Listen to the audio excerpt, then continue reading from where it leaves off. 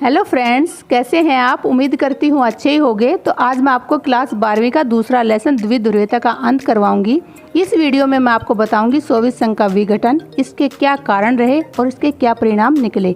अगर आपको मेरी वीडियो पसंद आए तो मेरे चैनल को सब्सक्राइब करना, वीडियो को लाइक करना, बने रहिए मेरे चैनल के साथ। तो चलिए मेरी वीडियो की तरफ। तो आज हम करवाने जा रहे हैं क्लास 12वीं का चैप्टर दूसरा, दो ध्रुवीयता का अंत। इसे इंग्लिश में द एंड ऑफ बायोपोलरिटी कहते हैं। सबसे पहले हम जानते हैं दो ध्रुवीयता क्या होती है। शीत युद्ध के दौरान विश्व दो गुटों में बट गया, अमेरिका और सोवियत संघ, इसलिए इसे दो ध्रुवीयता विश्व व्यवस्था कहा गया। इसमें क्या है कि शीत युद्ध हुआ, शीत युद्ध के बाद दो गुट बने, अमेरिका और सोवियत संघ। लेकिन बाद में 1991 में जब सोवियत संघ का विघटन हो गया तो इसमें क्या हुआ, दो ध्रुवीयता का अंत हो गया। इसलिए हम सबसे पहले पढ़ेंगे सोवियत संघ के बारे में कि क्या प्रणाली थी और इसका अंत कैसे हुआ। देखिए, सोवियत प्रणाली क्या थी। 1914 से 1918 प्रथम विश्व युद्ध हुआ और 1917 में, इसी काल के दौरान 1917 में लेनिन के नेतृत्व में समाजवादी क्रांति हुई। ठीक है, उसके बाद क्या हुआ कि सोवियत प्रणाली ने जन्म लिया। अब इसमें क्या होता है कि 15 गणराज्यों का एक समूह बनता है 1922 में और इसको नाम दिया गया सोवियत संघ। ठीक है, अब इस सोवियत संघ से क्या है, एक प्रणाली का जन्म होता है जिसे हम सोवियत प्रणाली कहते हैं। यह प्रणाली सोवियत संघ के अंतर्गत राज्यों पर नियंत्रण केंद्रीकृत योजना वाली प्रणाली थी। मतलब क्या था कि इस प्रणाली के तहत जो सोवियत संघ के अंदर जो राज्य आते थे उनके ऊपर नियंत्रण केंद्रीकृत योजना वाली प्रणाली थी। मतलब केंद्र किसने किया, केंद्र किया रूस ने। रूस इसको इस प्रणाली में मुख्य माना जाता था, तो उसने सभी राज्यों पर नियंत्रण रखा और उसके लिए योजनाएं बनाई। अब पढ़ लेते हैं सोवियत प्रणाली की विशेषताएं। विशेषताएं क्या थी कि जितनी भी संपत्ति थी उन पर सभी पर क्या था, राज्य का नियंत्रण था। मतलब ये नहीं था पर्सनल, किसी की कोई पूंजी नहीं थी, जितनी भी संपत्ति थी उस सभी पर राज्यों का नियंत्रण होता था। समतामूलक आदर्शों की स्थापना, सभी को जो है समान समझा जाता था, समानता के आदर्शों पर यह प्रणाली निर्भर थी। तीसरा है सोवियत प्रणाली पूंजीवादी प्रणाली के विरुद्ध। सोवियत प्रणाली कैसी थी, वो समाजवादी थी, साम्यवादी थी, सबको समान समझने वाली थी। वो क्या है, पूंजीवाद के बिल्कुल विरुद्ध थी। क्यों थी, क्योंकि पूंजीवाद में निजी संपत्ति होती है, लेकिन सोवियत प्रणाली में क्या है कि संपूर्ण संपत्ति पर राज्य का नियंत्रण होता था। मुक्त व्यापार के विरुद्ध, सोवियत प्रणाली जो है वो मुक्त व्यापार के विरुद्ध थी, क्योंकि मुक्त व्यापार में क्या होता है, एक प्रतिस्पर्धा चलती है और सब जो निजी पर्सन है वो ज़्यादा से ज़्यादा कमाने की कोशिश करते हैं। इससे असमानता के भाव उत्पन्न होते हैं, जो कि सोवियत प्रणाली नहीं चाहती थी, क्योंकि ये समतामूलक आदर्शों पर डिपेंड थी। अगला क्या है, सोवियत प्रणाली में कम्युनिस्ट पार्टी को महत्व। इसमें कम्युनिस्ट पार्टी क्या है, ये कम्युनिस्ट पार्टी का ही महत्व था। दूसरा कोई विरोधी पक्ष नहीं था, दूसरे कोई दल नहीं थे, जो कुछ था वो कम्युनिस्ट पार्टी था और यही जो है शासन को चलाती थी। सोवियत जो प्रणाली थी उसमें लोगों के स्वास्थ्य, शिक्षा की जो है या फिर जो मूलभूत आवश्यकताएं होती हैं जीवन की, वो रियायती दरों पर मुहैया कराई जाती थी। जो सोवियत प्रणाली की अर्थव्यवस्था थी वो योजनाबद्ध तरीके से चलती थी। सोवियत संघ का जो घरेलू सामान था उसकी जो उत्पादन क्षमता थी वो काफ़ी उन्नत थी, इसलिए जो है वो सस्ते दामों पर सभी लोगों को मुहैया करवा दी जाती थी। अब पढ़ लेते हैं सोवियत प्रणाली की असफलताएं। इसे हम असफलताएं भी कह सकते हैं, कमियां भी कह सकते हैं, या नकारात्मक विशेषताएं भी कह सकते हैं। तो सबसे पहले क्या है कि जो सोवियत संघ की जो अधिकांश संस्थाएं थी उनमें सुधार की आवश्यकता थी। क्यों आवश्यकता थी, क्योंकि सभी संस्थाओं में क्या है, नौकरशाही का बोलबाला हो गया था, भ्रष्टाचार ज़्यादा फैल गया था और संपूर्ण संस्थाओं में क्या हो गया था, सत्तावादी प्रणाली ने अपना रूप रख लिया था। इससे क्या है, लोगों में रोष पैदा हो गया था। अब आपको होगी जी नौकरशाही प्रणाली क्या होती है और सत्तावादी प्रणाली क्या होती है। तो नौकरशाही में क्या होता है, जितने भी प्रशासनिक अधिकारी होते हैं वो अपनी मनमानी करते हैं, और सत्तावादी प्रणाली में भी वही है कि जो सत्ता पे बैठा है वो उन नौकरशाहियों का आदेश देता है और वो जनता को जो है परेशान करते हैं, मतलब अपनी मनमानी करते हैं, भ्रष्टाचार फैलाते हैं। तो इससे क्या हुआ कि जो सोवियत संघ की जितनी भी संस्थाएं थी उनमें सुधार की आवश्यकता होने लगी थी, क्योंकि इससे जनता बहुत परेशान हो गई थी। दूसरा क्या है, लोकतंत्र और अभिव्यक्ति की स्वतंत्रता नहीं। लोकतंत्र तो बिल्कुल ही नहीं था, क्योंकि जब सत्तावादी हो गए थे तो लोकतंत्र तो समाप्त हो ही गया था। जनता जो है अपने हिसाब से कुछ भी नहीं कर सकती थी और ना ही वो अपनी भावनाओं को अभिव्यक्त कर सकती थी। उनकी जो स्वतंत्रता थी उस पर रोक लगी हुई थी। तीसरा क्या हो गया, हथियारों की होड़। अब क्या हो गया कि शीत युद्ध था तो जो सोवियत प्रणाली थी वो हथियारों की होड़ में लग गई थी। जितना भी पैसा था वो क्या करते थे, हथियारों में लगा देते थे।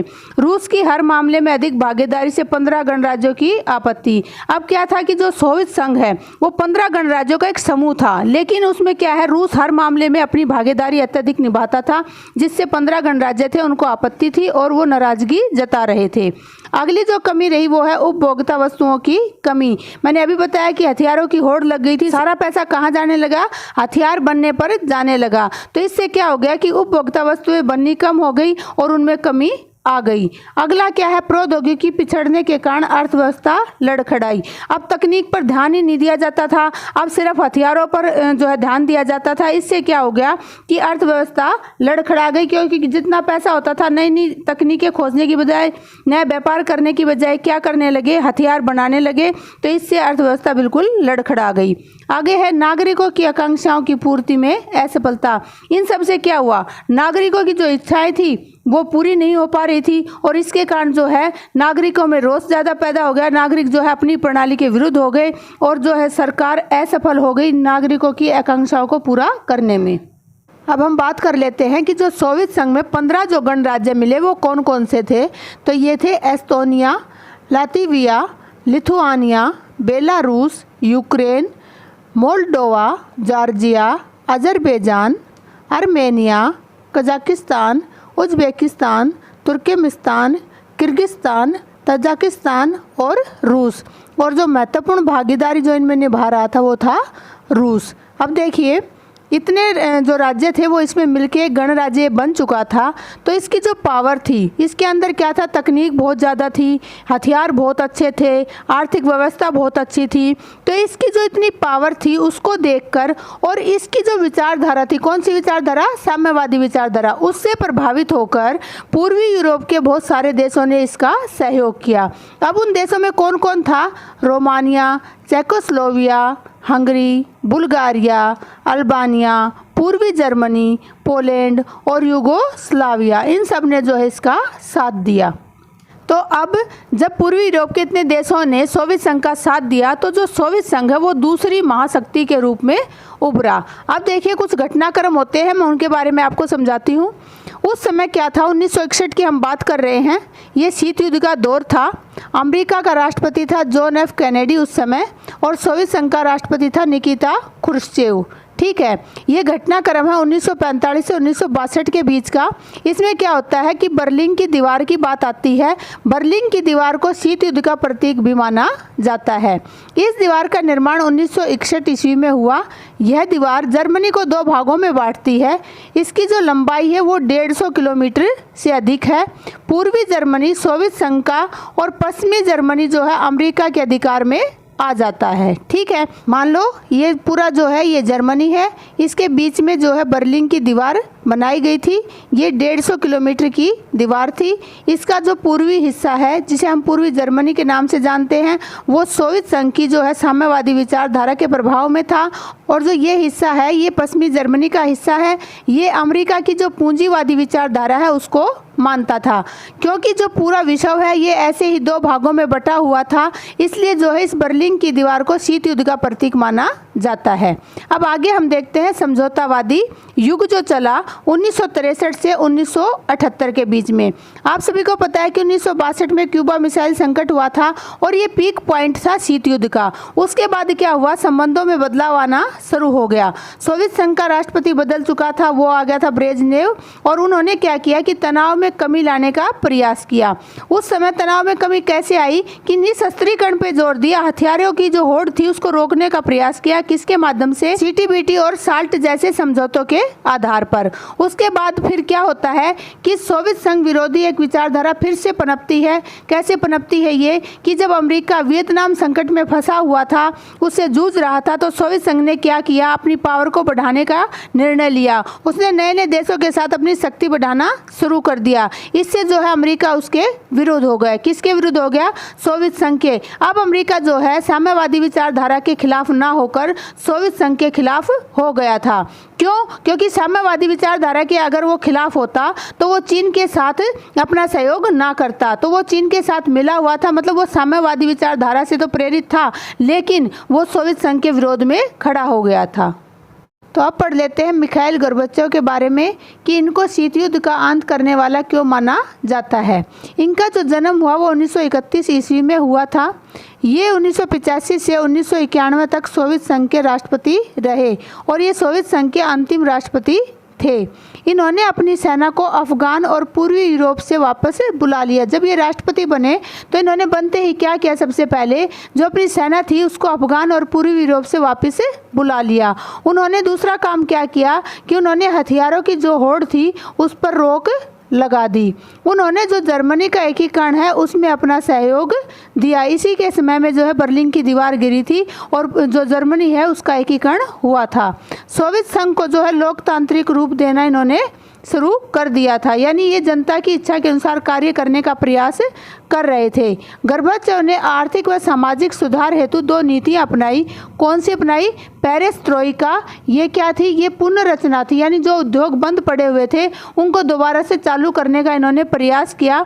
और दूसरी जो नीति थी वो थी ग्लासनोस्त। ये है खुलापन, यानी व्यापार में वो खुलापन लाए ताकि व्यापार ज़्यादा से ज़्यादा हो सके। इन नीतियों को इन्होंने जो है आर्थिक व सामाजिक सुधार हेतु अपनाया। अब देखिए बर्लिन की दीवार का गिरना। अगली जो घटना होती है वो है बर्लिन की दीवार का गिरना।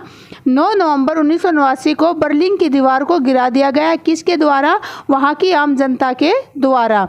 यह दीवार जो है 28 वर्षों तक खड़ी रही और इसके परिणाम स्वरूप जर्मनी का एकीकरण और शीत युद्ध की समाप्ति हो जाती है। दीवार गिराने के बाद क्या होता है कि जर्मनी जो है वो एक हो जाता है। पूर्वी और पश्चिमी जर्मनी जो है दीवार गिरते ही एक हो जाता है, उसका एकीकरण हो जाता है और जो शीत युद्ध हो रहा था उसकी समाप्ति हो जाती है। अब पढ़ते हैं सोवियत संघ के विघटन की घोषणा। ये विघटन की घोषणा या विघटन के कारण या विघटन के परिणाम, ये क्वेश्चन जरूर पेपर में आते हैं, तो देखिए इनको ध्यान से कि 25 दिसंबर 1991 में सोवियत संघ के 3 बड़े गणराज्य रूस, बेलारूस और यूक्रेन ने येल्त्सिन के नेतृत्व में सोवियत संघ के विघटन की घोषणा कर दी। इन्होंने क्या कहा कि जो है हम सोवियत संघ से अलग होना चाहते हैं और इन्होंने क्या किया? ये सोवियत संघ से अलग हो गए। इस प्रकार सोवियत संघ का क्या हो गया? विघटन हो गया। किसके नेतृत्व में? येल्त्सिन के नेतृत्व में। रूस जो है सोवियत संघ का उत्तराधिकारी बना। विघटन के बाद स्वतंत्र राष्ट्रों के राष्ट्रकुल का गठन हुआ। जितने भी राष्ट्र स्वतंत्र हुए उन्होंने अपने राष्ट्रकुल का गठन किया। रूस को जो है सुरक्षा परिषद ने स्थायी सदस्यता प्रदान कर दी और जितनी भी अंतर्राष्ट्रीय संधियां और समझौते थे वो सभी किसको? रूस को निभाने को कहा गया। उसके बाद क्या हुआ कि कम्युनिस्ट जो पार्टी थी उस पर प्रतिबंध लगा दिया गया और जो सोवियत गणराज्य थे उन्होंने आधार बनाया लोकतंत्र को और किसको बनाया? पूंजीवाद को, कि कोई भी जो है सोवियत संघ के जो गणराज्य हैं आज़ाद होने के बाद वो लोकतंत्र को भी अपना सकते हैं, पूंजीवादी व्यवस्था को भी अपना सकते हैं, वो किसी भी रूप को अपना आधार बना सकते हैं। अब आते हैं सोवियत संघ के विघटन के कारण। क्या है कि एक तो संसाधनों का अधिकांश भाग परमाणु हथियार और सैन्य खर्चों पर प्रयोग किया जा रहा था। एक तो सोवियत संघ के अंदर जितने भी संसाधन थे उनका दुरुपयोग हो रहा था। क्यों हो रहा था? क्योंकि जितने भी संसाधनों से आय हो रही थी वो परमाणु हथियारों पर खर्च हो रही थी और सेना के ऊपर खर्च हो रही थी। दूसरा क्या हुआ कि जो पूर्वी यूरोप के देश उनके साथ मिले हुए थे उनको अपने खेमे में बनाए रखने के लिए भी उन पर जो है एक्स्ट्रा खर्चा वो करना पड़ रहा था, तो उन पर भी काफ़ी खर्च हो रहा था। तीसरा क्या है कि इन खर्चों की वजह से, किन खर्चों की वजह से? परमाणु हथियारों के खर्चे की वजह से, सैन्य खर्चों की वजह से और दूसरे खेमों पर जो खर्चे हो रहे थे उनकी वजह से उपभोग की जो वस्तुएं थी उनमें कमी आ गई थी, जिससे जनता काफ़ी नाराज थी। अगला क्या हुआ कि जो पश्चिमी देश हैं उनकी राज व्यवस्था की जानकारी आम लोगों को थी। पश्चिमी देशों में क्या था? पूंजीवादी व्यवस्था थी और वहाँ के लोग काफ़ी खुश थे। तो यहाँ की जो जनता है उन्होंने अंतर किया अपने देशों में और पश्चिमी देशों में, और वो भी सपने देखती थी कि हम भी पश्चिमी देशों की तरह खुश रहें। तो इस प्रकार जो है विघटन का ये कारण बना। अगला पॉइंट है कम्युनिस्ट पार्टी जनता के प्रति जवाबदेह नहीं थी। एक क्या है कि 70 सालों से यहाँ पर कम्युनिस्ट पार्टी थी और वो जनता को सही रूप से नहीं रख पा रही थी। उनका जो शासन था वो बहुत ही बुरा शासन था, वो जनता को कोई जवाब नहीं दे पा रही थी, इसलिए भी जनता जो है दुखी थी किससे, कम्युनिस्ट पार्टी से, और इसे बदलना चाहती थी। अगला जो पॉइंट है, अभिव्यक्ति की स्वतंत्रता नहीं थी। एक क्या था कि जनता दुखी तो थी, ऊपर से जो है कम्युनिस्ट पार्टी ने उन्हें अभिव्यक्ति की स्वतंत्रता नहीं दी हुई थी, वो अपनी किसी भी विचार को अभिव्यक्त नहीं कर पा रही थी। अगला क्या है कि गोर्बाचोव की सुधार नीति की गति धीमी थी। एक जनता क्या मान रही थी कि जो गोर्बाचोव सुधार कर रहा है वो बहुत ही धीमी गति से कर रहा है। दूसरा, कम्युनिस्ट पार्टी चाहती ही नहीं थी कि गोर्बाचोव सुधार करे, क्योंकि कम्युनिस्ट पार्टी में बहुत सारे ऐसे लोग थे जो उसमें उसको फायदा नजर आ रहा था और वो कम्युनिस्ट पार्टी के साथ ही रहना चाहते थे, इसलिए वो गोर्बाचोव के सुधारों को कोई भी महत्व नहीं दे रहे थे। तो ये निम्नलिखित कारण थे जो कि उसके सोवियत संघ के विघटन के कारण बने। आगे हम करवाएंगे सोवियत संघ के विघटन के परिणाम। क्या है कि सबसे पहला जो परिणाम रहा वो रहा शीत युद्ध की समाप्ति।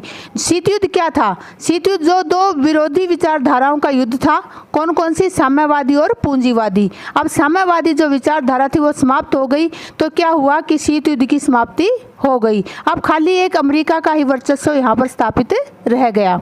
आगे क्या है? 15 गणराज्यों ने अपने आप को स्वतंत्र घोषित कर दिया। सोवियत संघ क्या था? 15 गणराज्यों का एक समूह था, लेकिन जब सोवियत संघ का विघटन हुआ तो ये 15 गणराज्य क्या हुए? ये स्वतंत्र हो गए। इसमें से जो 12 गणराज्य थे वो CIS में शामिल हुए। CIS क्या है? कॉमनवेल्थ ऑफ इंडिपेंडेंस स्टेट, ठीक है। लेकिन बाद में क्या है कि जो इसमें 3 राज्य बचे उन्होंने इसमें आने से मना कर दिया और उन्होंने क्या किया? उन्होंने यूरोपीय संघ में शामिल होना स्वीकार किया। कौन कौन से राज्य थे ये? लिथुआनिया, एस्टोनिया और लातविया। ये कह रहे थे कि हमें पहले ही सोवियत संघ में शामिल नहीं होना था, हमें ज़बरदस्ती शामिल किया गया था और अब हम पूंजीवादी व्यवस्था को अपनाएंगे, इसलिए वो यूरोपीय संघ में शामिल हो गए। अगला जो परिणाम रहा वो था विश्व में पूंजीवादी व्यवस्था को श्रेष्ठ माना जाने लगा। क्यों माना जाने लगा? क्योंकि जो साम्यवादी व्यवस्था थी उसका विघटन हो चुका था। और साम्यवादी व्यवस्था का विघटन क्यों हुआ था? क्योंकि वो असफल रही थी, इसलिए जितने भी देश थे ये मानने लगे कि साम्यवादी व्यवस्था से अच्छी कौन सी व्यवस्था है? पूंजीवादी व्यवस्था है, इसीलिए जो है उसका विश्व के अंदर वर्चस्व स्थापित है। अगला जो है शक्ति संबंधों में बदलाव। अब क्या हुआ कि सोवियत संघ का जब विघटन हो गया तो जितने भी देश सोवियत संघ के अंदर थे वो देश भी पूंजीवादी व्यवस्था यानी अमेरिका की तरफ हो चले, वो अब अमेरिका में शामिल होने लगे। दूसरी तरफ अमेरिका भी जो है उन देशों के साथ संबंध स्थापित करने में लग गया, तो जो शक्ति संबंध थे उनमें बदलाव आने शुरू हो गए। आगे आता है अमेरिकी वर्चस्व का जन्म। आप सभी को पता है कि 2 ताकत थी, सोवियत संघ और अमेरिका। जब सोवियत संघ का विघटन हो गया तो एकमात्र ताकत रह गई अमेरिका। अब जो अंतर्राष्ट्रीय स्तर पर विश्व बैंक और अंतर्राष्ट्रीय मुद्रा कोष जैसी शक्तिशाली अर्थव्यवस्था वाली संस्थाएं थी उन पर भी जो अमेरिका का प्रभाव होने लगा और वो संस्थाएं जो भी विकासशील देश हैं उनके लिए एक सलाहकारी संस्था बन गई। आगे क्या आता है? हथियारों की होड़ की समाप्ति। अब क्या था कि जब सोवियत संघ और अमेरिका के अंदर शीत युद्ध चला हुआ था तो दोनों ही देश क्या कर रहे थे? दोनों ही देशों में हथियारों की होड़ थी। अधिकतर पैसा कहाँ जाता था? हथियारों में जाता था, रक्षा के लिए जाता था, सैनिकों के ऊपर जाता था। लेकिन अब क्या होने लगा कि हथियारों की ये होड़ जो है अब समाप्त हो गई थी। थैंक यू मेरी वीडियो देखने के लिए। अगर आपको मेरी वीडियो पसंद आ रही है तो चैनल को सब्सक्राइब कीजिए, वीडियो को लाइक कीजिए, बने रहिए चैनल के साथ। मिलती हूँ अगली वीडियो में। Bye bye, take care.